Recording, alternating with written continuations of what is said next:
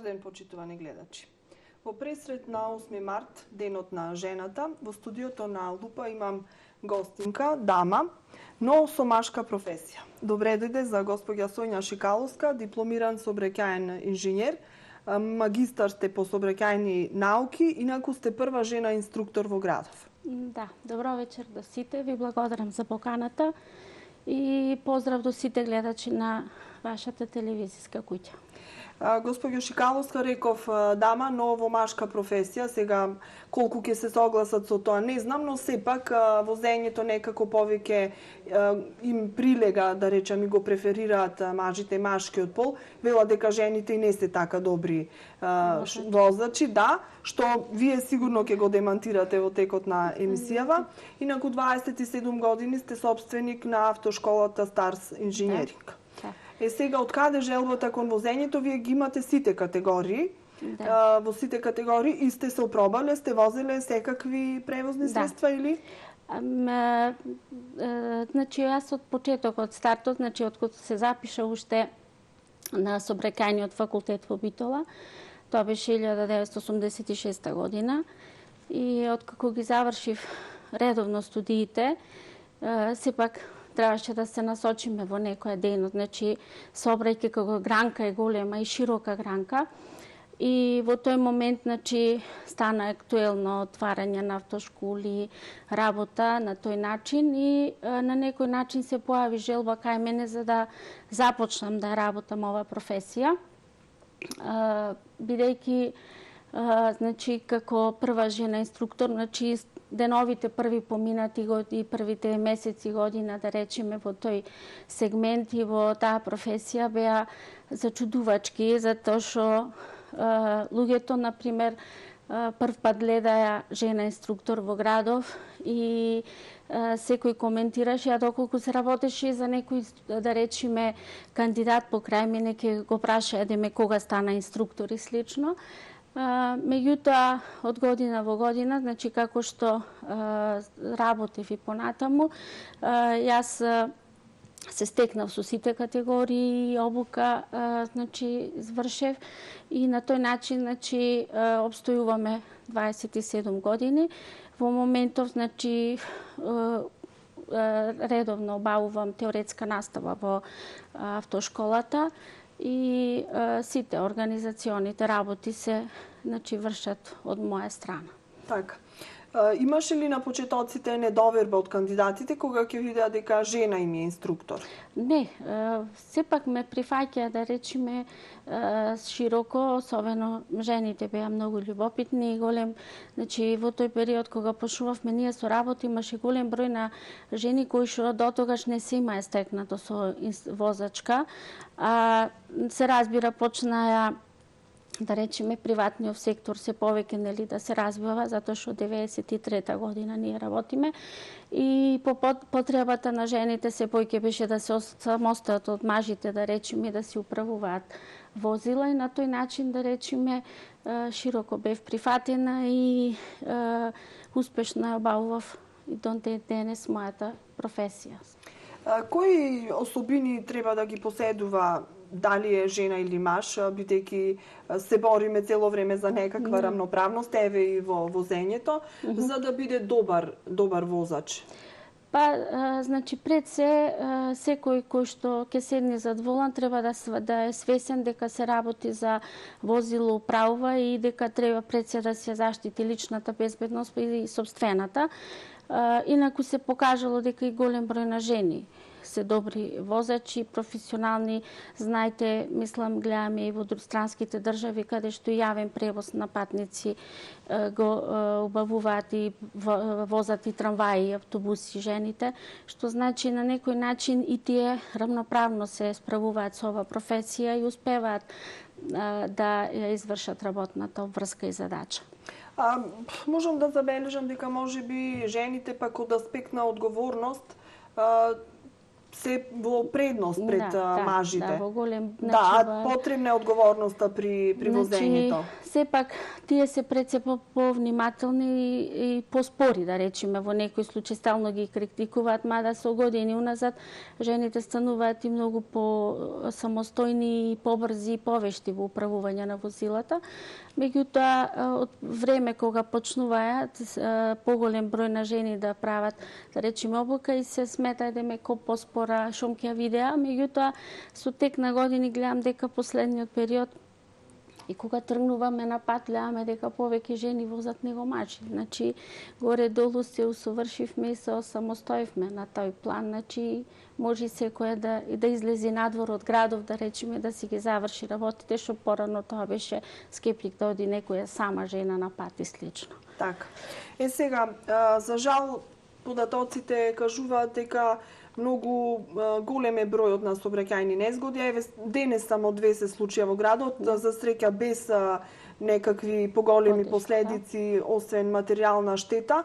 На што се должи тоа? Сега знаеме генерално дека имаме проблем со инфраструктурата не само во градов, туку и во државата. Но тука сигурно еден од главните фактори е и неодговорноста, невниманието на возачите.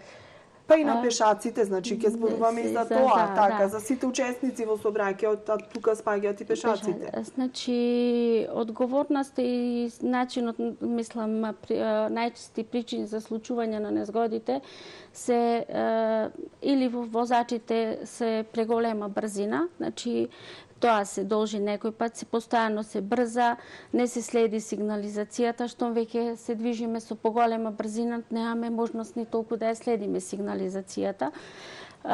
Понатаму неправилните застанувања пред крстосници, свртувањата, значи често во причините за тие случувања на незгоди, да речеме, се токму тие. Доколку возачот, да речеме, се движи неправилно, свртува десно или лево, не гледа, влегува во друга лента и слично, пак ќе речам во голем аспект се невниманието и овој брз живот, динамичен, значи ни придонесува на тоа да зачестуваат поголем број на сообраќајни незгоди. Баш последните статистички податоци од значи Европскиот совет за безбедност, последните што беа податоци денови ве ги следев, околу 9500, значи животи се изгубени во сообраќајните незгоди, од кои 37% се пешаците. Значи, и затоа мора да внимаваат и пешаците при поминување на коловозот, затоа што сепак нивно право е да поминат преку пешачки премин, меѓутоа треба пред се да одредат растојанието на возилото кое што му се приближува, за да може да знаа дали може да поминат или не. Тоа е, значи, прво и основно. Така. Дали случајно има некаков податок кој повеќе е застапен како сторител на сообраќајните незгоди, мажите или жените? Или нема таков податок? Нема таков податок, значи досега што ги следам сите податоци на ова, значи не се издвоени како посебно дали мажите или жените, меѓутоа значи како учесник во сообраќај и предизвикувач на неодредена опасност на таа сообраќајница и така. Сега вие рековме сте инструктор, постојано сте по Охридските улици и надвор од нив. Колку сте задоволни од патната инфраструктура и од хоризонталната и вертикалната сигнализација и дали имате некакви забелешки и дали истите пак сте ги доставиле до оние стручни служби кои што треба да се погрижат за решавање на таквите проблеми, затоа што најдобро се воочуваат негативностите и недостатоците на терен. Дали од ваша лична страна или од оние кои што се ваши, да речам, кандидати? Ние сме постојано на терен, значи тоа е факт дека ги следиме секојдневно сите промени во сообраќајот и најчесто, да речеме, сите колегите, вработените сите кои што сме во нашата автошкола, штом ќе забележиме, значи некој недостаток, обично се обраќаме до службите за да можат да го санираат тој знак. Меѓутоа, да ви кажам, најголем проблем се кај нас и ево граѓаните на Охрид, кои што и децата, да речам, кои што навечер постојано, јас и на моите предавања на обука кога е, му викам после 2 часот немојте да ги вртите знаците и сверните огледала, него и некое детенце ако посегне по такво нешто или да ги прскате со спреови знаците, да го отргните затоа што сепак се работи за спасување на човечки живот.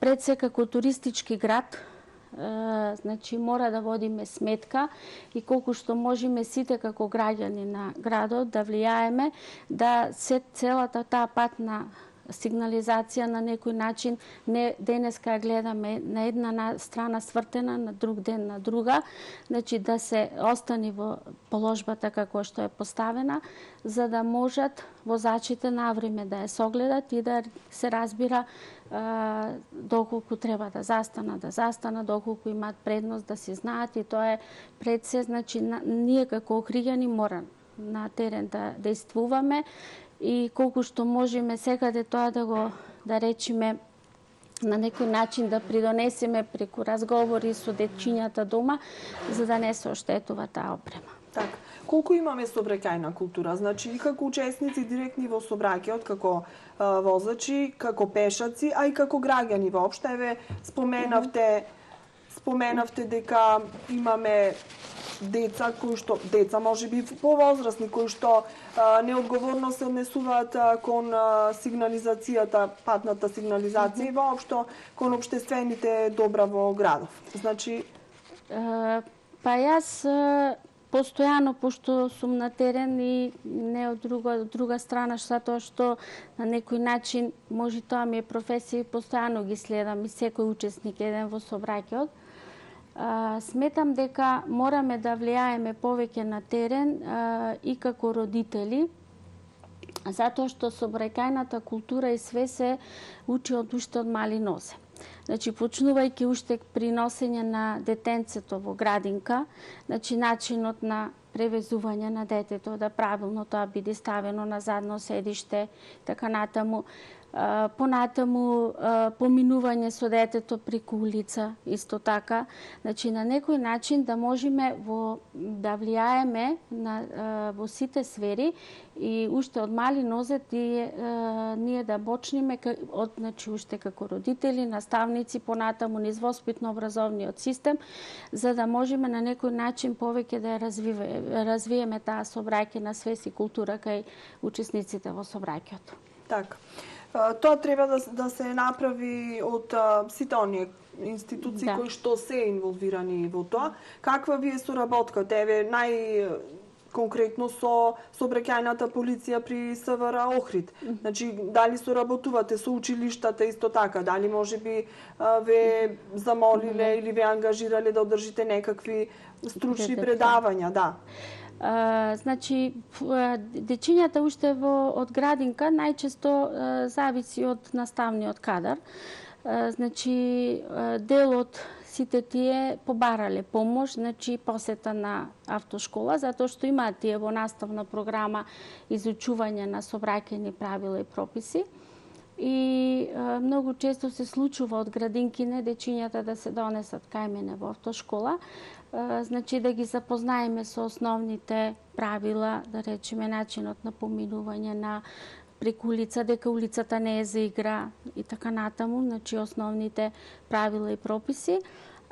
Понатаму исто и од училиштата, основните училишта најчесто и тие постојано сме во контакт и доста наставен кадар кој што имале желба да ја посетат нашата автошкола, значи доаѓале на тој начин што јас минатата година, значи за да на некој начин почнам да действувам, за да почнеме да од мали нозе ги запознаваме со дечињата со основните правила и начинот на користење на сообраќајните површини. На сите основни училишта му поделив сигнализација, значи комплет слики со сообраќајни знаци, за да можат да ја учат уште патната, значи сигнализација уште од мали нозе. и на тој начин да действуваме, да ја развиваме таа собраќајна свест и собраќајна култура, да речеме, во собраќајот. Многу ми е така, да речам, интригантна една појава. Не е само во собраќајот, туку и во други делови на живењето. Овде кај нас се однесуваме многу поинаку и не почитуваме правила и прописи и законски норми, нормативи, а кога сме во странство, знаеме се како треба. Еве, ме подсетивте со тоа што рековте, како треба едно детенце да се превезува, значи кога е во помала возраст, мора да имаме на задното седиште специјално седиште детско, кое што е наменето за тоа да биде обезбедено и така натаму. Некои родители кои што се посовесни го применуваат тоа, но голем дел и не го применуваат. Многу пати знаат да го земат во скут, и на предното седиште да се возат со детето. Тоа е секојдневна појава и на која се според законските регулативи да ги запознаеме нашите гледачи, значи како треба да го превезуваат детенцето. Значи до 2 годишна возраст детето доколку се работи може да биде, значи повторно треба да биде во специјално детско седиште, меѓутоа тоа детско седиште доколку се работи за родител сам кој што е во возило да биде сместено и на предното седиште на тој начин што со грбчето да биде свртено према шофер шајма, значи тоа е законска регулатива, да го обезбеди дополнително седиштето со сигурносен појас. И обавезно, бидејќи сега сите по современи возила се обезбедени со аербек, односно воздушно перниче, значи да биде тоа исклучено. Тоа се работи значи за ваков превоз на дечиња доколку се до 2 годишна возраст. Инаку законски е до 5 годишна возраст да секој детенце мора да биде сместено во специјално детско седиште на задното, значи штом се работи за поголемо детенце. И тоа значи е начинот на превоз на деца до 5 години. На предно седиште не можеме да превезуваме дете кое е помало од 12 години, значи мора да има најмалку 12 години, не знаат нашите возачи, ево ќе ги подсетиме на уште едно правило, доколку се работи за лице кое што е под дејство на алкохол, исто не смее да се превезува на предното седиште. Многу често се случува во возилото да имаме превоз на возрастни и на дечиња. А во тој случај, значи, до 10 годишни дечиња, 2 ако се сметаат како едно лице, значи тоа е условите кои што треба да ги исполнува еден возач или кои што правила кои што треба да ги прочитува при превоз на деца.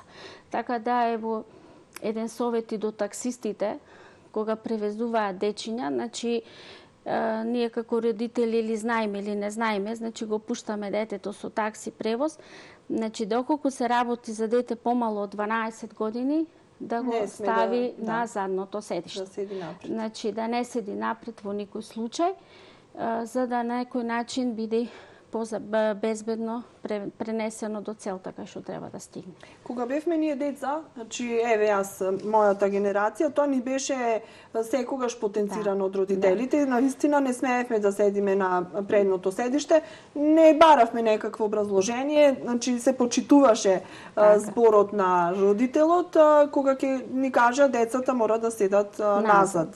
И така беше тоа. Но еве уште едно правило кое што се занемарува, кое што многу пати може да спаси живот. Значи, Републичкиот совет за безбедност на собраќајот во овој период спроведуваше една акција за да се подигне свеста што повеќе да се употребуваат сигурносните појаси. Сега малку мислам дека работите се мрднати од мртва точка и се подобрени од порано. Луѓето имаат повеќе навика да ги користат тие сигурносни појаси, особено после онај закон кој што беше донесен и поради кој што и се добива и казни. Но има уште една законска регулатива која што вели дека и оние кои што седат на задното седиште треба да носат сигурносен појас. Кај нас тоа воопшто не се практикува. Значи според податоците од овој совет републички 0% на оние кои што носат таков сигурносен појас на задното седиште. Значи веќе во законот е пропишано тоа. дека колку што имаме патници во возило, е задолжително секој патник да биде врзан. Тоа е убава, јас исто го пратев и го видов, значи, за таа кампања. Инаку соседните држави тоа веќе одамна го применуваат. Значи, сите кај нас и Албанија и Србија, веќе Грција, секаде се применуваат тие правила и дури поголеми кампањи има спроведено. За користење на сигурносниот појас, значи на предните седишта, можам да кажам дека колку толку стекнавме некоја навика. Ако не во градов, барем секој кој што ќе излези надвор од градот и кога веќе тргнува на подолг пат, значи сите сме врзани, меѓутоа со тек на време, сега и таа кампања сигурно ќе се развие поголема свест. Јас стално имам една теорија, му викам, немојте да одите од тоа дека нема да се врзам со сигурносен појас или било што нема да се возам со поголема брзина затоа што да не платам казна. Значи, секој пат да исклучиме тој став од законот за безбедност, да речам, затоа што пред се додиме од безбедносен аспект. На тој начин да влијаеме и јас секој пат и на моите кандидати на тој начин му ги кажувам законските регулативи, му викам кацигата носење исто, немојте да одите на тој начин дека ќе платам казна. Значи, одите од тоа што прво здравствени причини, а потоа и безбедносни причини, тоа истото и сигурносните појаси. Значи, колку што можеме, тоа е убава кампања да се спроведи на некој начин да се влие на терен. Сигурно тоа полицијата повеќе ќе го спроведе, се разбира, со помини и слично, за да можеме да на некој начин стекнеме и таа навика и на задните седишта да бидат сите патници врзани. А што е со мобилните телефони? Па законодавецот вика мобилен телефон е дозволено без користење на раце. Значи, тоа е законска регулатива дека може да се користи без направа, значи со направа без користење на раце. Инаку во спротивно не може. И тоа малку не влијае на деконцентрирање на возачот? Сепак, да, меѓутоа... Концентрацијата ти е на разговорот, а толку не внимаваш на оно што се случува. Доколку се стави, да речеме, на телефонот надвор, значи да не, на некој начин да не се користат рацете заради одржување на правец и слично, значи заради тоа, од таа страна, ако се стави телефонот, да речеме, на маската, се фиксира или било на кој начин, слушалка исто, значи тоа секаде во светот се користи на некој начин за пократки разговори или слично, да може да се користи. Колку сите овие новитети, новите технички, технолошки достигнувања влијат на она што значи теоретски дел, па и практичен дел во полагањето на испитите? Колку, од пред 27 години, кога сте започнале со работењето на ова автошкола, па до ден денес се сменати работите?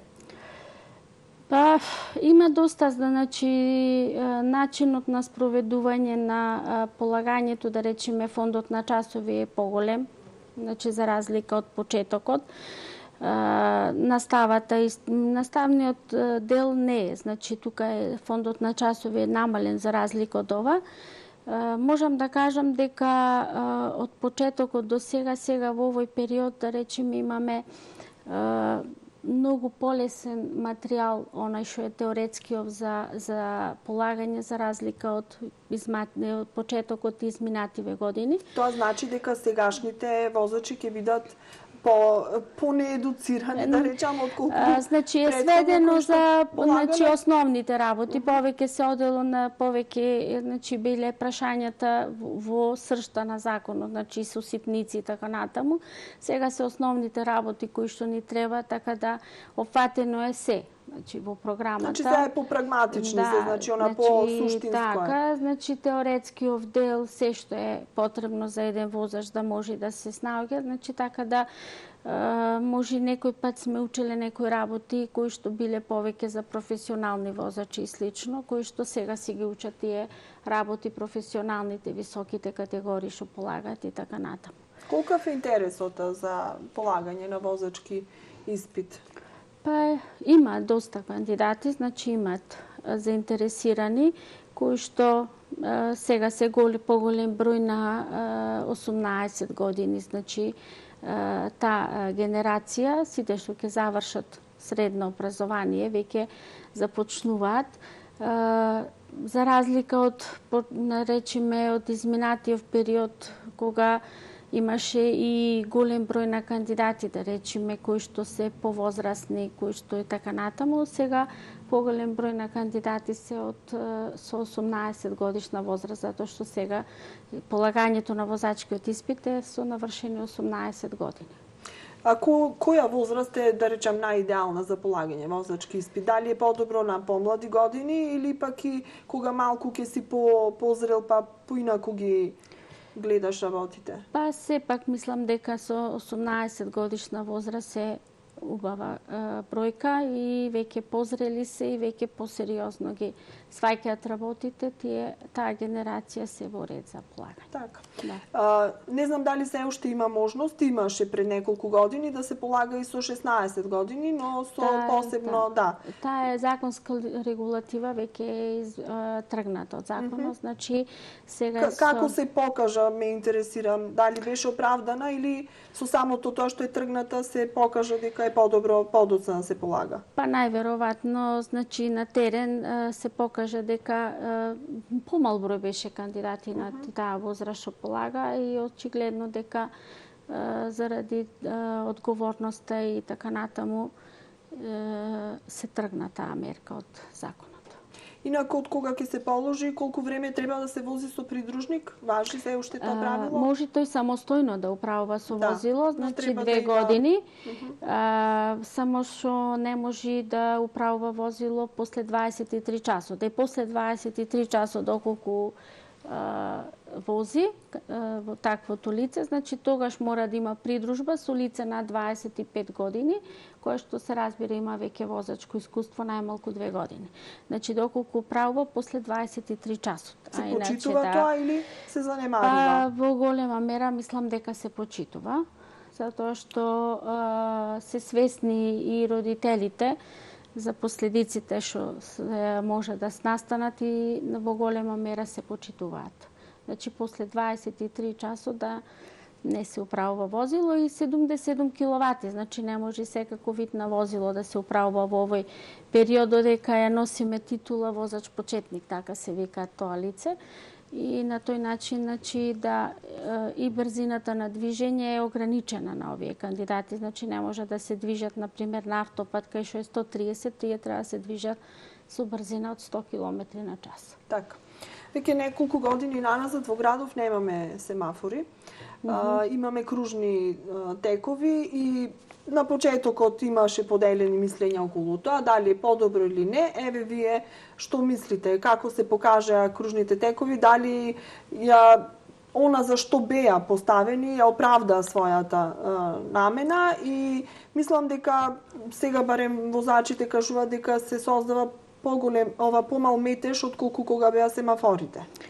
Може би па тогаш беше сигурноста поголема, еве ќе кажете вие. Па кружните крстосници, значи на некој начин затоа се и поставија повеќето за да го на некој начин да го зголемат проток на движење на возилата.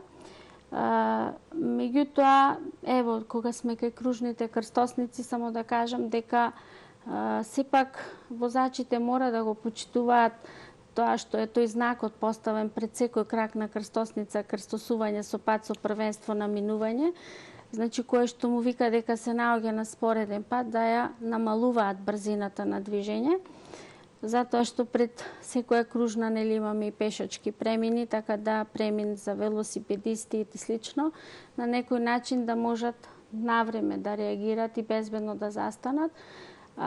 Заради тоа е потребно, значи, да се внимава да не се навлегува без да се обрне внимание, затоа што сите тие возила кои што се внатре во кружната крстосница мора да ги пропуштаме. Инаку на некој начин, велам, се покажа како поефективни заради тоа што се зголеми протокот на движење на возилата и се разбира временски за побрзо да се напушти крстосницата. Знаете, од кога се направија кружните текови, колку пати сум слушнала да се прокоментира, треба повторно сите кои што имаат возачки дозволи повторно да одат на дополагање како се вози на таква една кружна крстосница, затоа што можеби на времето и не се обрнувало толку внимание, не беа застапени кружните текови кај нас, но сега бидејќи се актуелни са по новите генерации сигурно ставате акцент на тие предавања и повеќе знаат, но повозрастните можеби не знаат како треба. Па имаше еден период кога се создаваше навистина така една ситуација. Ненамерно го нагласив, значи да го почитуваат знакот, затоа што гледам некои без да намалат брзина на движење, така ги сватија дека кружната е дека можам во секој момент да влезам во крстосницата што побрзо додам и намерно го нагласив знакот, значи дека се наоѓаме на спореден пат пак да обрнуваме внимание. Значи сепак поимот е крстосница. Колку пати некој возило, ете овде Башка и Охридска банка, ке се најдеше подкачено на кругот, да. Затоа е тоа, ако брзината е поголема и ќе навлези со поголема брзина, не може да го совлада свиокот и се подкачуваат на тој начин заради тоа. Така. Сега и со зебрите имаме една ситуација, значи пешачките премини. Некако здраво за готово пешаците си го сватија тоа дека тие имаат предност и навистина на пешачки тие имаат предност. Но сепак тоа не значи дека не треба и да обрнат внимание кога тргнуваат на тој пешачки, да можеби некој возило веќе се наоѓа негде на средина на самиот пешачки, па не може да застане. Или пак се движи со поголема брзина. Значи, не треба и пешаците да бидат 100% сигурни, бидејќи се наоѓаат на пешачки премин, па не може ништо да се случи. Значи, едните и другите треба да бидат будни, да внимаваат, да. За поминување на... Само извинете да дополнам, многу сообраќајни незгоди и многу пешаци настрадале токму на пешачки премин. Тоа е баш онај проблемот што викаме, ако пешаците го сватија поминувањето на улица преку пешачки, дека во секој момент може да стапнат на коловоз и да поминат. Меѓутоа, законодавецот вика друго, дека пешакот пред да стапне на коловоз е должен да погледне од негова лева страна, вика па од десна, па пак од лева, за да може да почне да види, значи на кое растојание се возилата и потоа да започне да ја преминува улицата. Ево кај нас туристичка, да речеме, ќе ја помина едната коловозна лента, имаме на средина пешачки остров. Значи мора сепак да застане тука пешакот, затоа тој пешачки остров, за да може да погледне од спротивната страна дали постои опасност и потоа да продолжи со поминување преку втората, да речеме, коловозна лента. Тоа е, значи, и понатаму многу често се случува да и ние како родители, наречеме и дечињата, неубаво ги советуваме кога поминуваат на пешачки. Ќе го донеси мајката детенцето до работна пешачкиот премин, ќе погледне таја без да застане детето да му објасни како да помини и ќе му речи трчај. Тој збор е многу невкусен, да речеме во иднина тоа детенце ќе научи дека на пешачки треба да трча. И на тој начин ево еден апел до сите родители, значи да правилно ги учат дечињата како треба да го поминат пешачкиот, значи улицата на обележан пешачки премин. Или уште некоја, да речеме, секојдневна појава што се случува на 20 метри од пешачки, живее, да речеме, детенцето, мајката тука го пушта преку улица да помини, него носи погоре да помини тоа детенце, да речеме, на пешачки премин, што е многу погрешно. Инаку законодавецот кажал дека ако 100 метри оддалечен пешачкиот премин од местото од кај што сакаме да поминиме, тогаш можеме да поминиме надвор од обележан пешачки премин. Во спротивно, ние како пешаци мора да поминуваме на обележан пешачки премин. Така. Значи, прво да се едуцираме или доедуцираме ние родителите, за да можеме правилно да ги научиме, значи, за оние сообраќајни правила и прописи нашите деца. Прво Од тука да започнат, па потоа понатаму. Па, сите сме горе долу, значи како родители сме возачи. Значи повеќето сега ретко кој да речеме родител не е возач. Така значи колку толку тој е собраќено, воспитан, едуциран, така што се стекнал со возачка дозвола. И од тој аспект треба да тргнуваме и некои работи да ги искоренуваме на тој начин. Значи на тој начин да ги воспитуваме децата, понатаму наставниците и сите останати, за да можеме да достигнат кај мене во автошкола, да речеме на 18 години, тој е веќе зрела личност. Јас не треба да го учам како поминува на пешачки, него како да управува со возило. Така. Да.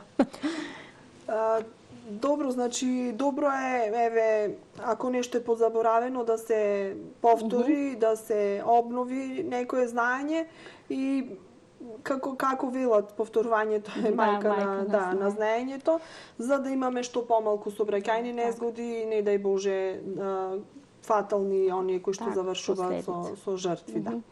Тука е време веќе за краток одмор, малку ќе направиме кратка пауза за реклами, па продолжуваме потоа со ова возење.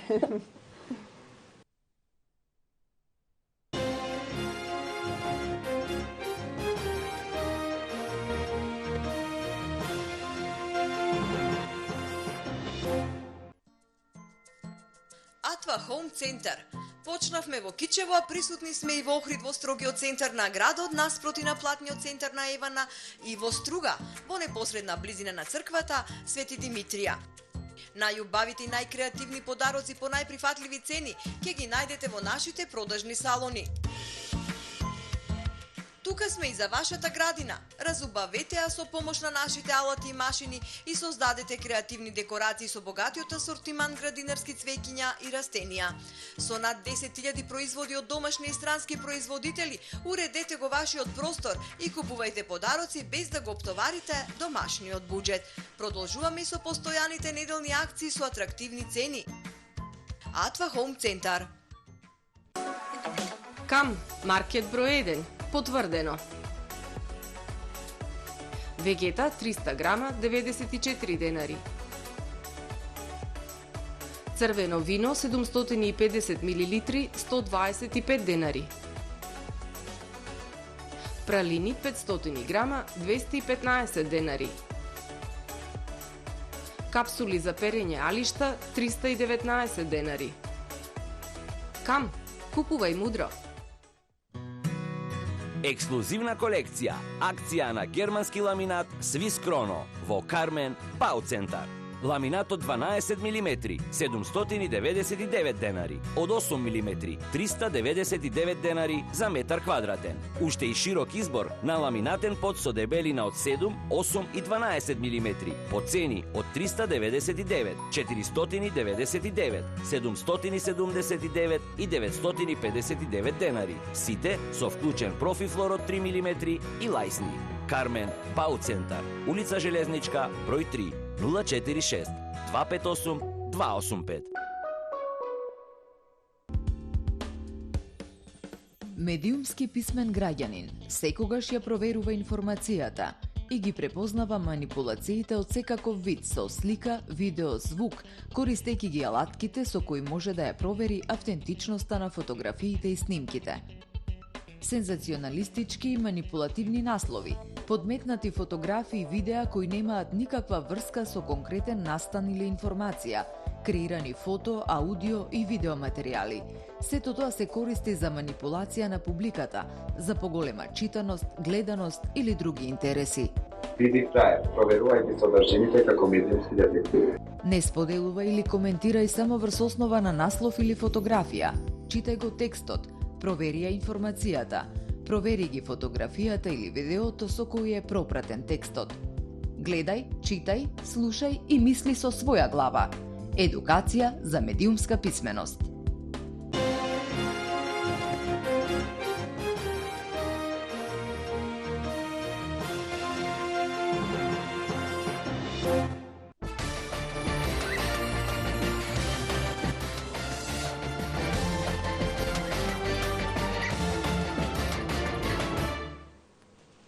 Продолжуваме ние со нашиот разговор.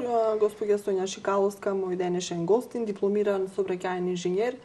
Може би повеќе ве знаат како собственик на автошколата Stars Engineering, веќе рековме 27 години. И бидејќи вашиот сопруг исто така по вокација е сообраќајен инженер, така? Да. И кој е подобар сега возач? Кој кого го вози? Кој како што има потреба, секој пат си одиме.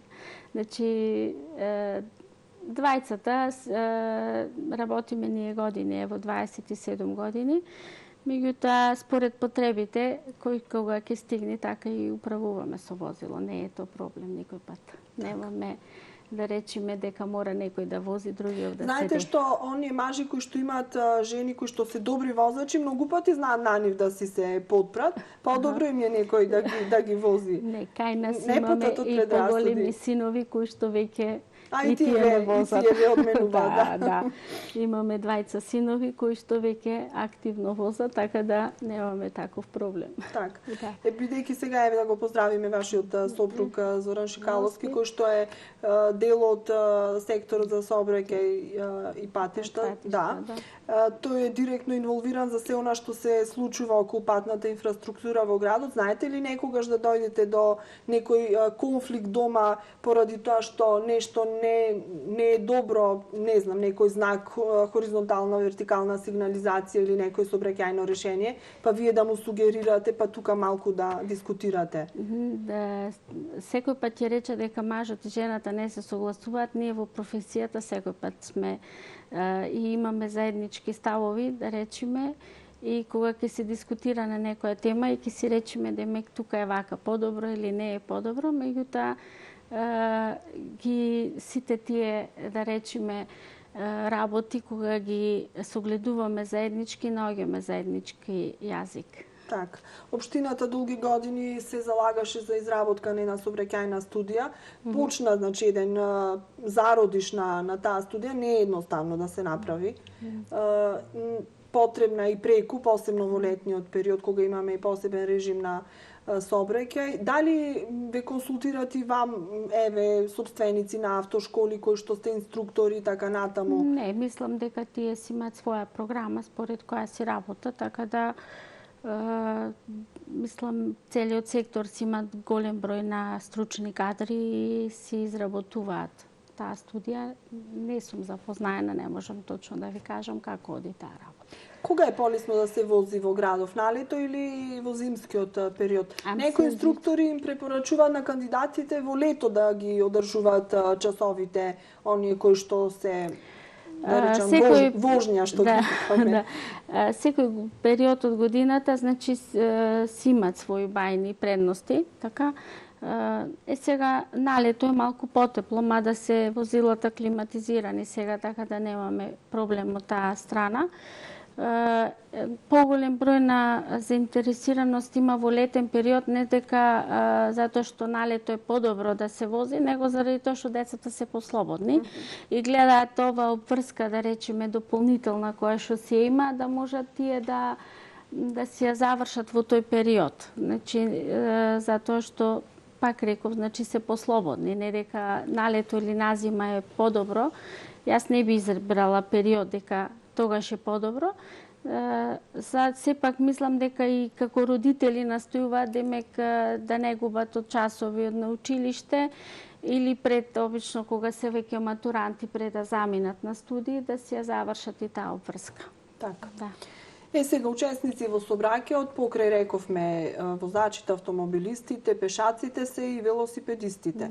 Се повеќе во последно време заговараме да се користи ова превозно средство како наеколошко, па исто така добро е за здравјето на луѓето и така натаму. Но нашиот град нуди, да речам, оскудна инфраструктура за велосипедистите. Се правеа некои напори за велосипедски патеки. Има на некои делови од градот, но треба уште многу да се направи, за да речеме дека имаме навистина добри велосипедски патеки. Може велосипедот да се користи непречено низ цел град. Велосипедистите исто така многу често се жртви на сообраќајни незгоди или предизвикувачи. Значи, така да не ги изоставиме во овој разговор. Велосипедистите, ќе ги кажеме основниве правила што важат за учество на велосипеди во сообраќајот. Значи, пред се да ги запознаеме сите родители дека детето штом ќе наполни 10 години може самостојно да управува велосипед. Значи, секое помало детенце од 10 години мора да биде под надзор на лице кое што има најмалку 16 години. Сега на дел од сообраќајниците каде што имаме такви велосипедски ленти или патеки, затоа што дел од сообраќајници имаме ленти, дел имаме патеки, оние што се долж туристичка се патеките. Значи морат повторно да се користат тие ленти во насока на движење, како и возилата. Значи, без разлика што се работи за пат со еднонасочен сообраќај или еднонасочни улици, како што ги викаме, сепак треба да се движи во правецот на движење, значи не може во обратна насока да се движат велосипедистите. На дел од сообраќајници каде што немаме вакви сообраќајни површини наменети за движење на овие учесници во сообраќај, потребно е да се движат покрај десниот трап, значи на сообраќајницата, но не повеќе вика законодавецот од 1 метар. Значи, како што знаеме ние со велосипед, осмици или слично, тогаш сме, да речеме, директни предизвикувачи на тие опасности кои што може да настанат.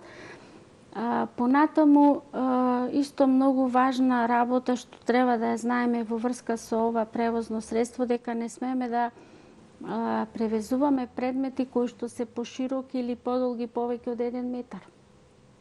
Значи, да на некој начин да не го попречуваме движењето на другите учесници во сообраќајот. Значи, тоа се тие работи на кои што мора да внимаваме како возачи на велосипед и уште пошто дечињата сакаат и други деца да си превезуваат на велосипед, да кажеме дека треба да имаат најмалку 14 годишна возраст, значи лицето, за да може друго дете да превезува на велосипед. Меѓутоа, уште нешто да кажеме, кога сме тука кај законските регулативи, дека детето кое што го превезува не сме да биде помало од 7 години.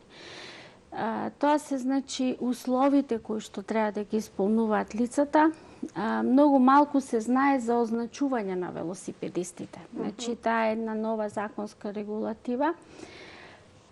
Знаеме сите дека последните серии на велосипеди ни се без браници.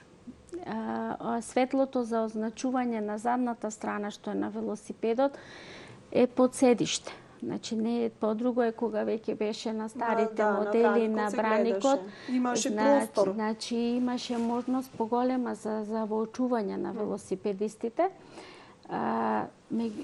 Сега секој, значи тоа е законска регулатива која што неколку години е ставена во Законот за безбедност, да ноќно време велосипедистот мора да има заштитен елек. Значи овој, за да може безбедно да учествува во сообраќајот, затоа што знаеме дека и сите податоци кажуваат кога се работи за велосипедист кој што се движи пред нас, е многу потешко да го увочиме затоа што се наоѓа на повисоко ниво и од таа гледна точка, значи, е ставена ова законска регулатива за ноќно време да мора да има флуоресцентен елек. Исто така гледаме често, значи, голем број на сега помалите дечиња имаат и кациги. Тоа е веќе законска регулатива, значи за да може да на некој начин се побезбедни, да си носи заштитна кацига која што се разбира ќе влие за заштита, не дај Боже, ако падне велосипедистот. Тоа е околу тие сите законски регулативи кои што мора да ги пременуваат велосипедистите. Уште да кажам дека како законска регулатива која што може многу малку се знае, дека и кога се турка велосипедот, и тогаш мора да се движи по десната страна. Значи, тоа е лице кое што турка велосипед, кое што исто така законски мора да се движи по десниот фрап на коловоз и кога го вози и кога исто го турка велосипедот. не сме со велосипед да се управува по пешачки патеки, значи по тротоарите, каде што имаме движење на пешаци. По овие собрајкајни површини, значи кои што се наменети за пешаци, можат само да се движат лица со инвалидски колички кои што се движат со брзина на пешачкиот. Ако се работи за инвалидска количка која што е со помош на мотор, тогаш мора да се движи покрај десниот врат на коловоз. Значи тоа е законска регулатива која што ние како многу често детето кој ќе го пуштиме викаме вози по тротоар, меѓутоа тоа не е оправдана, да речеме, тој е оправдан совет, да речеме, кој што го даваме, затоа што по тротоарот се движи малечко детенци, некое повозрасно лице и не смеат да се движат со точак по вакви површини. Јас од ова што сега пред малку го кажавте, не сум забележала многу дека се применува на терен. Еве, велосипедист со флуоресцентен елек јас не сум видела. Па јас затоа го кажувам, значи како законска регулатива тоа е веќе внесено неколку години да ноќно време мора да биде означено, затоа и ево јавно да му соопштиме на сите љубители на возачи на велосипеди за поголема безбедност да можат да бидат означени со ваков елек. А што е со оние кои што возат мотори, значи имаме љубители на овие превозни средства, посебно сега овој пролетен летен период се многу застапени, а се многу несигурни.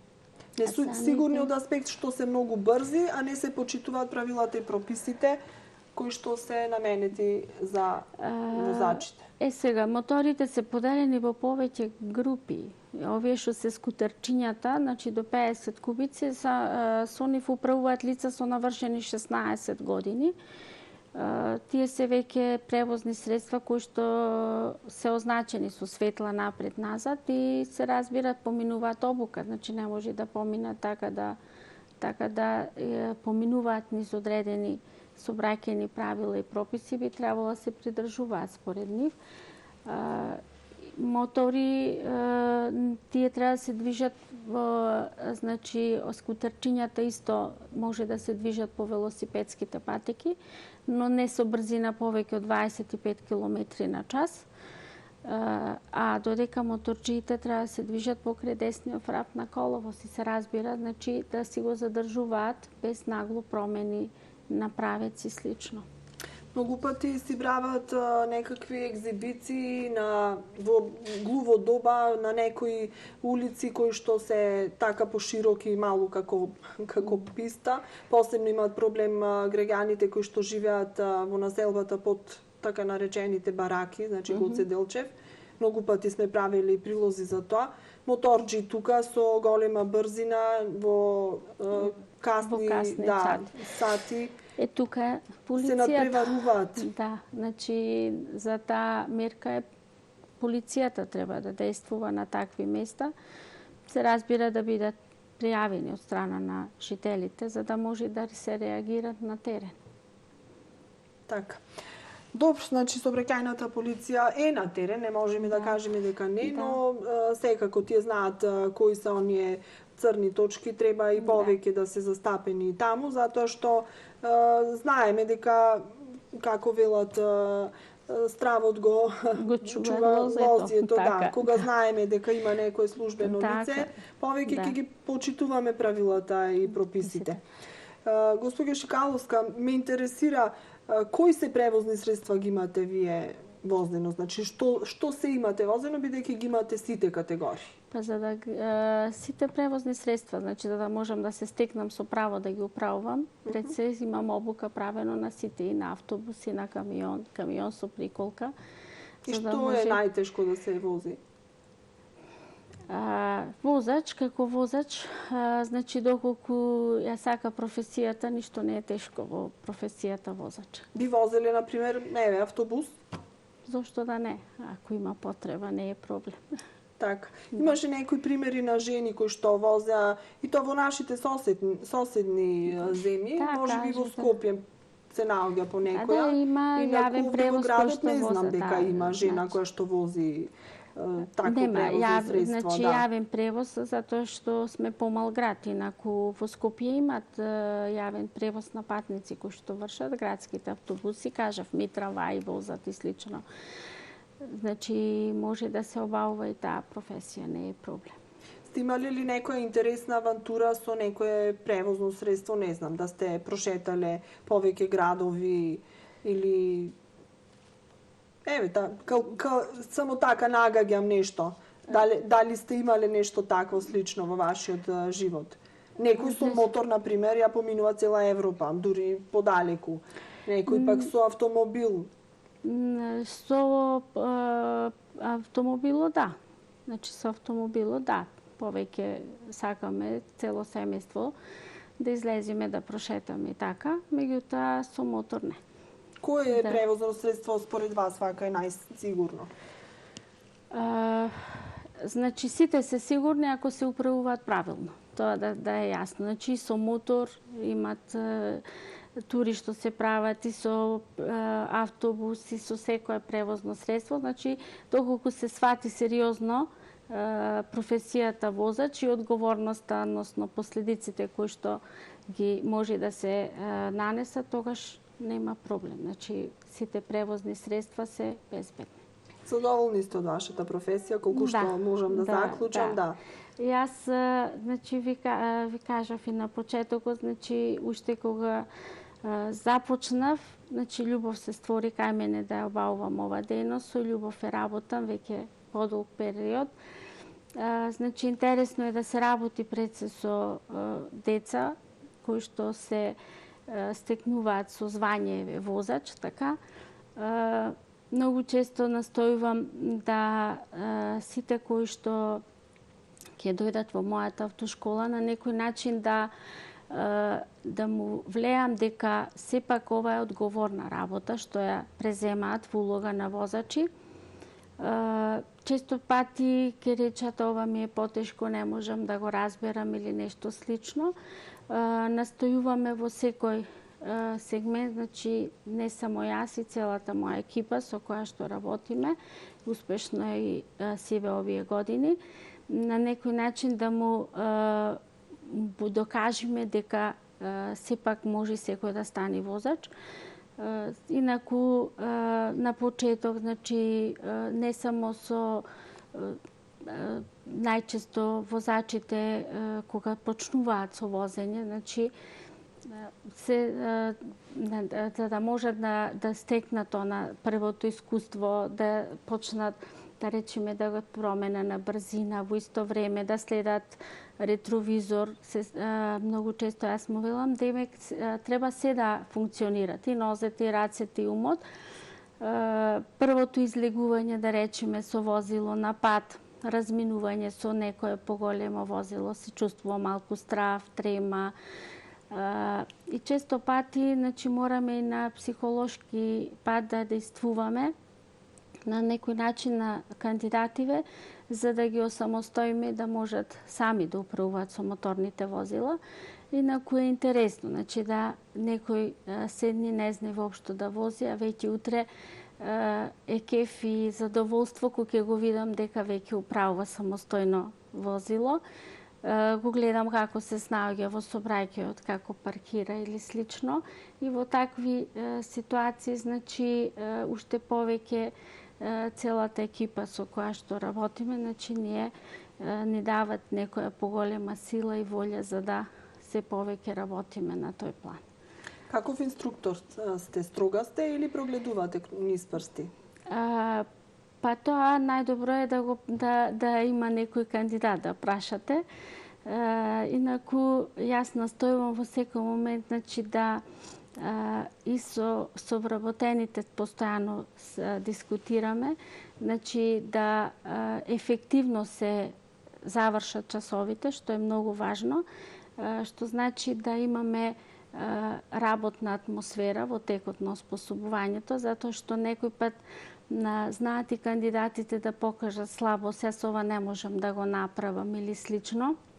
Треба малку и психолошки да се делува. Мора затоа на таа тема постојано да дискутираме и постојано ќе ги советувам и ќе викам дека како може другите, можете и вие.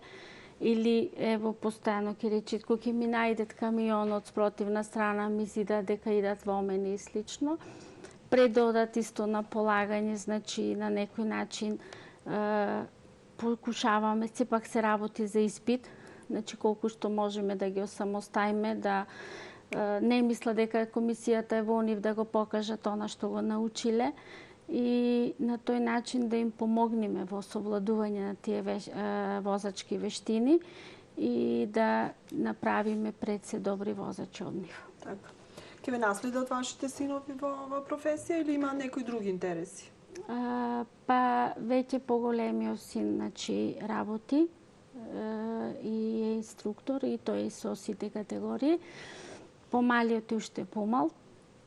Тој е веќе абсолвент на сообраќајниот факултет, значи е по чекорите од тато и од мама. Каде да е за неколку месеци ќе стекне право и тој да полага за инструктор. Имат желба двајцата, што е многу важно, од мали уште, кога беа, и колку што можеме влијаеме да успеат во професијата со заедно сите. Така. А вие кога се одлучувавте да се запишете на факултет, малку пак ќе речам машка професија, сообраќаен, и тоа во колку години веќе кај што имате дипломирано? 91-а јас дипломирав. Значи, дали имавте некакви обструкции од вашите родители или од околината? Ви велеа зошто токму на сообраќаен, што ќе работиш после и така натаму? Не, моите родители, или имате значи, можеби некоја историја и вие во вашето семејство? Не, моето семејство е по електро и братот и покоен тато, меѓутоа јас сум во сообраќај, значи од мојата фамилија. Кога ние почнувавме да учиме факултет, единствено во Битола беше сообраќаен. Не знам, на некој начин, значи, желбата за сообраќај од мали нозе и бев поддржана од родителите од мојот брат, кој што е постар од мене. Се запишав и успешно го завршив. Едноставно бев и повеќе ако бев како женско, татко ми постојано бев форсирана и да возам од мали нозе и слично. И уште кога гимназијалка, што беше многу реткост тогаш да се запишуваат за возачка, 86-та година, никој не одеше да оди од гимназија кај што учев, инаку јас сум по потекло од Куманово, тоа не знам дали го знаете, и гимназијата во Гоце Делчев во Куманово. Сите мои другарки, ние немаше возачка, татко ми ме имаше запишано, мора да одиш да земиш возачка, ми вика, после ќе одиш на факултет. Ви го даваше автомобилот? Па ме стимулираше на некој начин. Ми покажуваше одредени вештини во возилото, затоа што појавував интерес на некој начин. И откако се запишав на факултет, колешките мои ретко која имаше веќе возачка. Значи, во тој период многу малку, потоа сите почнаа да се запишуваат, да полагаат. И може и љубовта од мали нозе, така да сум со возилата и да ме стимулира да возам, се појави кај мене интересот и за тој факултет и да продолжам во таа насока. Убаво е, значи, кога она што ти е некој афинитет, потоа ќе се преточи во професија. Ви посакувам успех, значи, на личен план и на професионален, да трае уште автошколата. Ете, имате наследници, тоа сигурно ќе биде така. И сега немате женско, ама можеби некој од снашките ќе покаже интерес. Да имаме жена инструктори понатаму. Ова професија да не имаме, кај нас во автошколата јас веќе имам 2 жени инструктори кои што успешно се обавуваат својата работа. Значи, има доста сега заинтересирани за ова професија и да речеме убаво што имат. Затоа што на некој начин сепак го се смета како машка професија, меѓутоа е интересна струка со која што се занимаваме, сепак се работи за образовна дејност.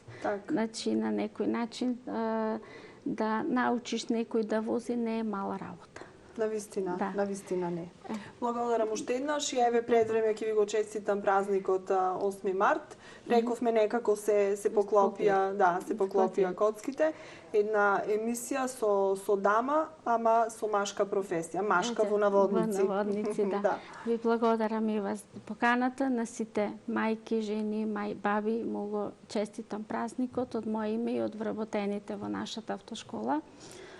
И воедно да ги поздравам сите кои што не следеа на програмата на ТВ Мики. Благодарам уште еднаш. Hvala.